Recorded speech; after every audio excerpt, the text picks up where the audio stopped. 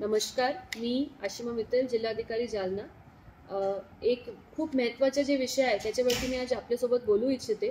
आपल्याला माहिती आहे की ई वेस्टचे प्रमाण सगळीकडे खूप वाढत आहे आणि त्याच्यावरती नियंत्रण ठेवणं खूप गरजेचं आहे। ई वेस्ट जे आहे त्याच्यामुळे पर्यावरणावर खूप धोकादायक परिणाम होत आहे, वाईट परिणाम होत आहे आणि त्याची जबाबदारी सगळ्यांची आहे। आपल्याकडे घरी जुने पडलेले लॅपटॉप असतात, जुने फोन असतात, फॅन्स असतात, टीव्ही असतात, जे कामात नाही, आता वापरण्यात नाही, तरी ते आपण कुठे साईडला ठेवतो, कारण कुठे द्यायचे आहे ते आपल्याला कळत नाही। तर आज मिनिस्ट्री ऑफ माइन्स मार्फत एक इनिशिएटिव्ह सुरू करण्यात आलेला आहे। त्याच्या अंतर्गत जिल्हाधिकारी कार्यालय जालनामध्ये आपण एक कॅम्प ठेवलेला आहे। तिथे येऊन तुम्ही तुमचे जे काही ई वेस्ट आहे, इलेक्ट्रॉनिक वेस्ट आहे, ते जमा करू शकतात, तिथे देऊ शकतात।